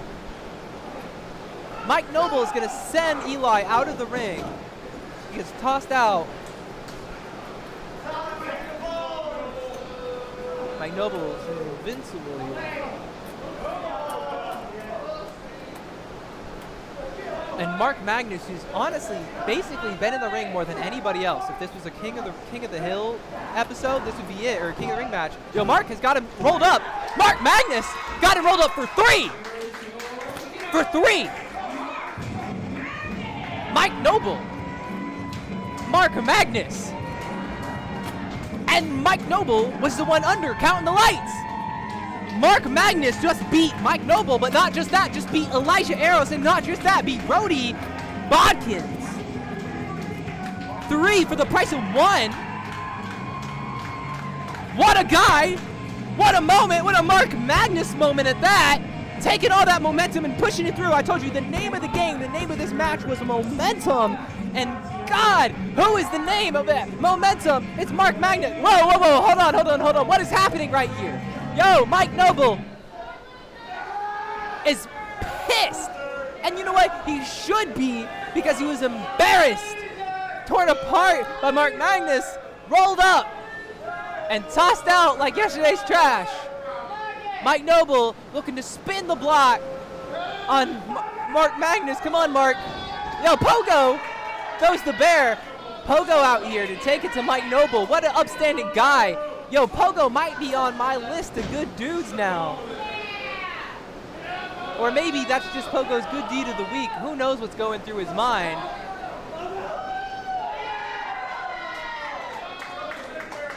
But you know what? I think Pogo got some respect for Mark. Gives him the all good. Maybe Pogo respects Mark for winning the Fatal 4-Way matches. Pogo is the originator of that scramble match. So maybe he just sees this as, you know, maybe he sees Mark as the next, you know, scramble connoisseur, if you will, as Mark has taken place in plenty of those. He knights Mark Magnus with the bear, you know. Lift that arm. Mark Magnus deserves it. Pogo makes sure he's okay. And now he's going to put him over. Mark is just ran dry at the moment. Got no energy left to stand. But even still, he's going to acknowledge the crowd, acknowledge his fans. Acknowledge me too, because I'm one of those fans. Let's go!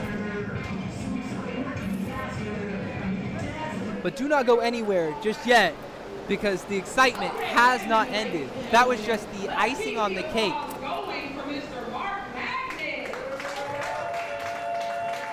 He's got 2 months into his rookie career, and he's got a title opportunity against Fenix. Congratulations to him for becoming the #1 contender. All right, boys and girls, we've reached that point in the evening where it is time for our main event tonight. And y'all already know that title action is going to hit just as hard as everything tonight. So, fingers crossed.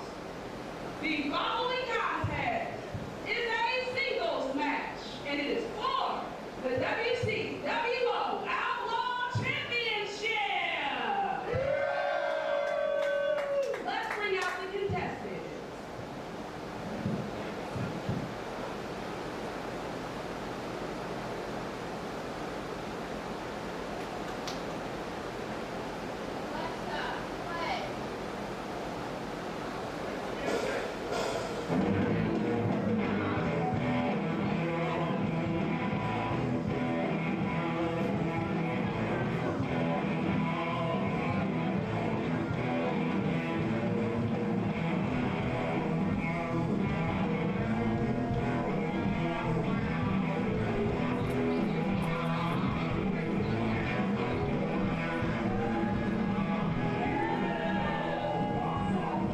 Jordan James here with Skull Crusher.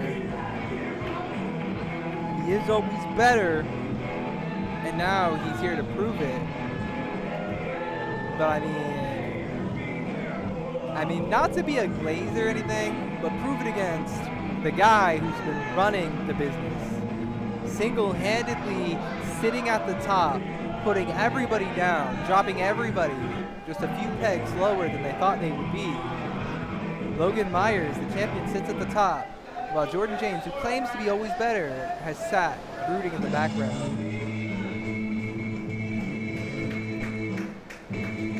But these two, so much history, so much background. They fought so many times, countless times in fact. They have fought probably more times than the days I've commentated. That's how many times they fought. And that's kind of crazy.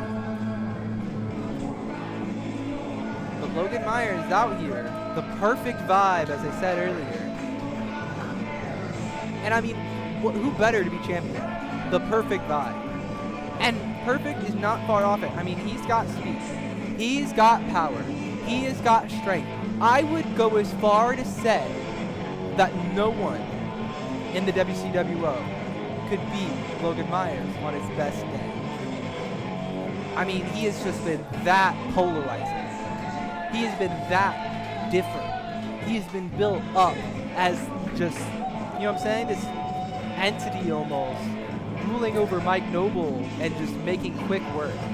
You know, Malenko, Zach Nova, all these names that come after him, and Logan Myers puts them all away one at a time. Yo, but right here, Jordan James took it to Logan Myers quick. And Logan Myers takes it up and brings it back to him quicker. Fast-paced match from Logan Myers. We normally see him take it off a little slow, acknowledge the crowd a little bit, but he's going to take it right to, Jordan James took it right to him, so Logan's going to take it right back. And as I said earlier, these two have a ton of history. Maybe, if there's anybody who, who knows the way to beat Logan Myers, it's got to be Jordan James. Jordan James, obviously comes in with a plan, took it to Logan Myers early, but Logan Myers has come in with a plan of his own, is adapting already, is turning over Jordan James's offense. As Jordan James, the man of control, obviously trying to line up the matchup in the way that he'd like it to. He's going to fight back Logan Myers.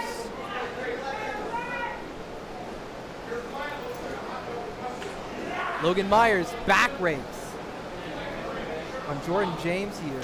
And now a chop, both of them on the outside. Referee needs to start counting here. Come on, let's get some numbers in. Doesn't want to count them both out as this is a title match. It would be a shame to see a count out for the main event. However, we do need to keep the rules established. Logan Myers doesn't even go in the ring right now. Wants to take a breather. Little, interesting for Logan Myers. Normally wants to take it right to his opponent. However, Jordan James is going to take advantage of Logan Myers. A small moment of hesitation. He needed that breather, and now Jordan James knew that and took, and now he's lining him up again.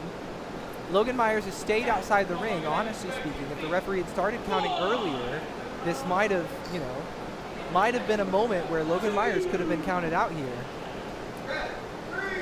Jordan James is taking his moment. He's scouting out his opponent. He's thinking about what his next move's going to be. Jordan James is always better and is always ahead. He's a control freak. Loves to loves to be the one on top of the match. If Jordan James is going to win a match, generally it's going to be with the time he spent building up that victory for himself. Come on, Jordan James is just eager to get at Logan Myers right now. You can see his excitement. The 7 count from Logan Myers already. You know how much it takes Logan Myers? And now he knocks Logan Myers away again, which is dangerous as Logan Myers is on a 7 count. However, the referee did stop counting, gave him a little bit of the benefit of the doubt, and Jordan James gets him back in that ring. Doesn't want to risk the next 3 seconds going through and losing this opportunity at this title. Knees. And now he's lining him up for a big spill on the middle of the mat. Jordan James has found his control here, and now he's going for a submission move. And Logan Myers is kind of pulling that hair a little bit and then going for these punches. Logan Myers, questionable tactics here at the start. Yeah, at first he was pushing through a little, or attacking a little early, the same way as Jordan James was, keeping it outside the ring, pulling hair a little bit. But, Logan Myers is looking a little different. Maybe Jordan James with a big elbow drop too. Maybe this, that personal aspect we talked about earlier. Jordan James is dragging Logan Myers down to his level a little bit here. Targeting the leg, too. Made sure to aim low, even though it was a double axe handle. We normally see this on the higher part of the body. Now he's kicking apart Logan Myers from above, aiming a kick to the high part of the body. The double axe handle is to the lower part. Now the elbow, once again, dropping low. Keeping himself unexpected. Where every other opponent Logan Myers has fought so far has been within Logan Myers' expectation. Jordan James is the one who knows him well enough to keep himself unpredictable. And that's going to do wonders to keep himself in control of this match as he tosses Logan from post to post.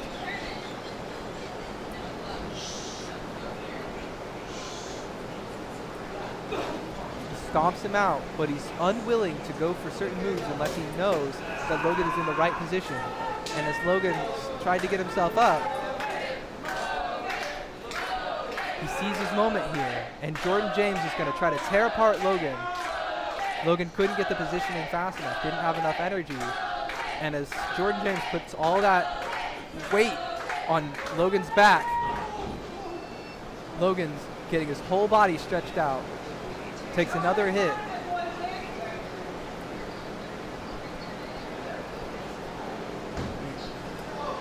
And now, once again, another submission. Logan is trying to find a way out of this here. Almost got turned over again. And yeah, and now he is officially turned over. A Boston Crab. Logan Myers with the I want to say paper-thin consciousness, but generally a consciousness that flows in and out. Logan Myers, he's got to make sure that he stays alive, stays in it. He doesn't want to risk passing out. He almost made it to the rope, but Jordan James was aware of that. His spatial awareness is so smart, and now he used the ground and pound to try to earn himself a kick out. When Logan Myers went for the kick out, Jordan James was already on his feet. Jordan James made his feet like as soon as that kick out happened. He recognizes how important control is going to be in this matchup. How important it is to not only control the match, but also Logan's mind. He has to control the mental of Logan here to be able to drag him down to where he needs to be. And Logan takes a face full of boot. Jordan James is obviously playing his own game against Logan here. He's not targeting strength. He's not targeting any particular body part. Not targeting speed. He's not targeting technique. It's an all-around game plan that takes the mental of Logan Myers into account. Logan Myers wanted somebody who could reach him, wanted somebody who had all the same skills, but more importantly, somebody who could challenge him, somebody who could show Logan Myers that wrestling had another layer to it. And Jordan James is the devil who's going to give him what he wants and takes what he has, as he's now got him in a second submission move, using every amount of effort that he has to just pick apart Logan Myers. And Logan Myers has found him, doesn't normally find himself in one submission move, let alone two. Takes a rare slip up for that to happen. So Logan Myers getting caught up in a submission move like this once again, this early into the match. And it's not just that. Jordan James is going to keep it locked in. Keep Logan Myers from being able to have the energy he needs to keep his brain working. I mean, Logan Myers, in order to stay ahead, he needs to keep that oxygen flow going. But he needs to, more importantly, keep his focus going. Hasn't been able to even build up any amount of focus. Jordan James puts his hair up.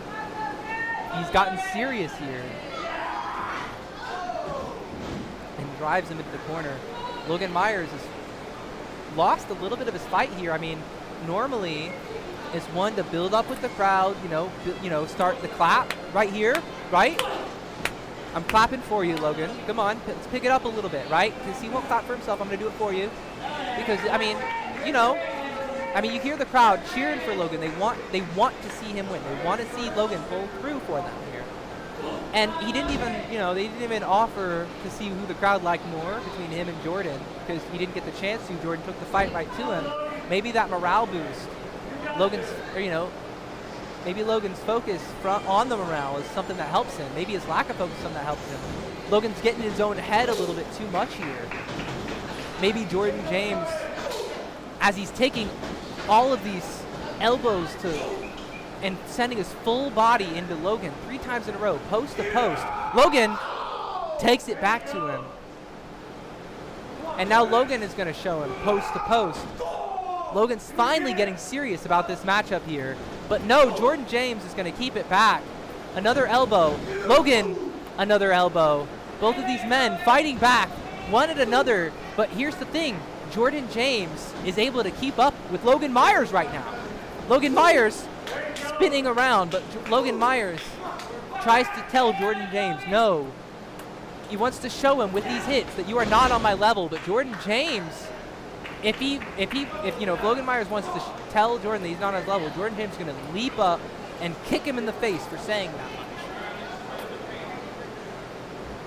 I think Logan Myers might be a little distracted. I mean, with the history between these two, the amount of matches that Jordan James has taken in the past from Logan Myers, despite how invincible Logan Myers might look in the present day, maybe Logan Myers is, a little too in his head, a little too focused on what's happening. Not able to have fun the way he normally does every single week, every single Friday night here. Not able to enjoy the match. With the skill difference that is normally between him and his opponents, he's able to, relax a little bit. But maybe that relaxation has got to Logan Myers here, as Jordan James has got him up and it looked like that was a little bit of a power bomb, a little bit of a Hurricane Rana, both men taking a part of each other here, but both men are also on their feet, and Logan Myers with a huge running punch to Jordan James here. You could hear the connection on that. Skull Crusher is the voice to get Jordan James up. The audience, the voice for Logan Myers here, but Logan Myers isn't able to build him up. He's trying. That's that patented rhythm, the patented vibe of Logan Myers, but you see the lack of energy. He had to use his head, his fist, and he's not keeping it up. He's still not getting up. The crowd's clapping for him, and Logan Myers, he takes it all and he wells it up in one big boost. Jordan James is now feeling Logan Myers' wrath. Logan Myers has finally built up that adrenaline, and he's back in this match. Corner to corner, post to post, and Jordan sends him right back, but the legs, Jordan was ready for it, but wasn't ready for Logan to take him front and drop that head to the mat. A 2 count, and Logan does not get the 3 count, gets only a 2.5 on Jordan James here. But Logan Myers, the champion, I mean, unless Jordan has got some form of kryptonite in his back pocket, once the champion gets his head in the game, that's normally curtains for any opposing enemy. Jordan James is still going to have to reach into that pocket as Logan Myers misses his move from the top rope. Almost a cutter. But Logan saved the first cutter, but then got caught with a backwards cutter. Jordan James was able to catch him with a really smart move. I haven't seen that one before. A 2 count. Only a 2 count though on the champion. The champion has been has not been put away by moves harder than that. But a surprising move to the champion is definitely a solid foot in the game for Jordan James here. And now, how is Jordan James going to go about regaining the control that he had lost to Logan Myers a second ago? How is he going to establish his pace with these knife edge chops? He's going to start with pain. Interesting choice from Logan Myers. But with the amount that he's broken, or not from Logan Myers, but from Jordan James rather, but from how he's been breaking Logan Myers' will, it's not too far off to say that chops and kicks in the corner are the best way to go about it. However, Logan Myers normally a person with lots of will, lots of fight in him. He can build it up from the crowd, build it up from his people, build it up from his championship. Logan Myers is, if he is the perfect vibe, then he'll know what to do. He's got it all behind him. As Jordan James tries to set Logan Myers to the top rope, Logan sets these punches back, and he retakes control, showing Jordan that he has not lost his will, that these chops, this pain, these kicks have not gotten to him, and that he is willing to fight out of this corner. But Jordan James is still lining him up. This is going to be a test of will, and Jordan James looks like he might lose it as Logan Myers fights it back and pushes Jordan James off. Logan Myers is not dead, but is hindered. As the rope got caught, Jordan James is always smarter. And now he's going to just carry him from the top rope. He gives up on trying to get a top rope suplex and instead decides to cut his losses and take it for what it is. Get the solid damage on the champion, which I recommend. It's a very smart move. I respect it. A 2 count, honestly speaking, on the verge of a 3. Logan Myers, kicked out at the last second there. And I'm going to need to see Logan Myers, maybe kick out of the funk too. Get your head in the game, put some stuff in, because I need to believe that Logan Myers can hit this big move. I mean, Logan Myers is, obviously, he's got the second and third tank that we normally see in his matches. He can pull it out on a whim. Logan Myers, but that normally is when he's got his head in the game. That normally comes from mental focus. That mental focus is what affords him this extra tank. So if Logan Myers cannot build it up over the course of the match, he might not be able. Jordan, this is the first time we've seen Jordan James, or anybody for that matter, be able to corner Logan in a way like this. Logan has not been on top for most of the match, and now he's taking these knees. Jordan says it's time to win a championship as he lines up Logan for this big move after these solid knees, and Logan fights back, and he does have that second tank we talked about, drops that leg, but it doesn't look like he got all of it there. He's gonna wrap up Jordan, but not get the 3 count. Maybe he lost his focus a little bit. He wasn't able to collect all. And now he's gonna figure out what he's gonna do next. Takes off his elbow guard, and he tries to imagine what he's gonna do as he takes a second. He needs to be attacking Jordan James. He needs to be building up his mental. He needs to be sharpening his focus, sharpening his grit, and that's what it looks like he's doing right now, but he needs to get on his feet to do it. Logan seems to be at a loss for how to continue this match against Jordan. Jordan does know most of his tricks. He says one more time, but no, Jordan James is going to line him up. Solid kick. Jordan James, being always better, does not get hit with the same move twice, so Logan decides to mix it up. Logan, the adaptability genius here, knows how to mix it up, but Jordan James, being always better, knows how to adapt himself. Might not be a genius of adaptability, but is one to adapt, is one to play Logan Myers' game, but can Logan Myers play Jordan's game? As Logan sends Jordan on the run, but Jordan sends Logan Myers all the way up and over with a suplex, hooks both legs, spreads them wide, and a 3 count! Completely takes it away from Logan Myers. I mean, what am I even supposed to say about that? A suplex after a barrage of knees. I mean, Logan Myers is just... I'm at a...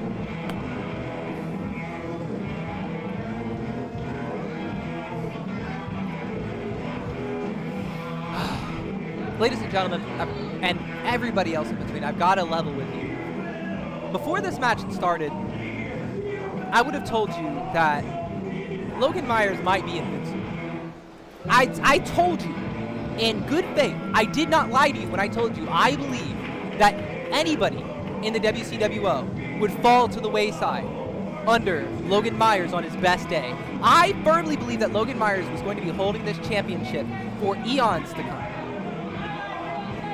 Because if you can adapt to anything that comes your way and take anything that comes at you, I mean, what is there? It's infinite potential at his peak. And that's when I realized Jordan James has taught me a lesson. We are all only human. You should not idolize people, for they are not gods. Humans are capable of seeing the infinite potential, but are never capable of embodying it. Wrestling will always build, will always feud, will always go, always move forward. And the moment that you think you're the god, the moment that you think that you're on top of the world, the moment that you think that you have a moment to rest, to not put your all in, into a moment as competitive as WCWO, especially sitting on the top, that is when you will find out that in the other sea, there's a bigger fish. That is when you will find out that in that locker room, while you thought that you were the best, there's always someone better. And Jordan James proved that tonight as he took Logan Myers, he brought him down to his own level, and he tore him apart, bit by bit. And now, what's left in the ring,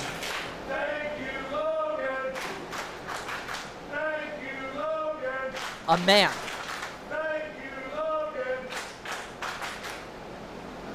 And a man with everything that I had said before, a man with strength, a man with speed, a man with technique, a man with experience, but most importantly, a man blessed by WCWO, as he tells them all that he loves them, and they tell him that they love him back, and they tell him, thank you, Logan, for what you have offered us. And I, here in the announcement booth, have to tell you, Logan, thank you for what you have offered us here. As Jordan James has taken this title away from Logan, this is not the end of Logan's story, as he just opened a completely new chapter for us here at WCWO. All of the time and energy spent pushing WCWO, especially all the new people. I mean, Waterboy right here, affected. Zach Nova right here, affected. Juan Sanchez, me in the commentary booth. Ronan, Mark Magnus, everybody inspired by who he was. Thank you. Okay. Nonetheless, we do have a new outlaw champion in always better Jordan James. Yeah, I have to agree with that. I'm hoping that Logan will, in that championship clause that he has, hopefully he can be the #1 contender again. I don't like that. Nonetheless, ladies and gentlemen, that was our main event for tonight. We got to wrap up and get things going for PopCon tomorrow. If you can, I implore you to check it out. It is such a good time. But until then, don't forget, next Friday we are not in operation due to the holiday, but July 5th, the next day, Saturday, is our outdoor cage show. So make sure you guys are here Saturday, July 5th for Red, White, and Bruce. But until then, I am Miss Gabrielle. And I'm Jackie. I thank you guys for coming. Please enjoy your night. Be safe, stay cool, and thank you. Thank you all. Show up next time and be sure to share to everybody.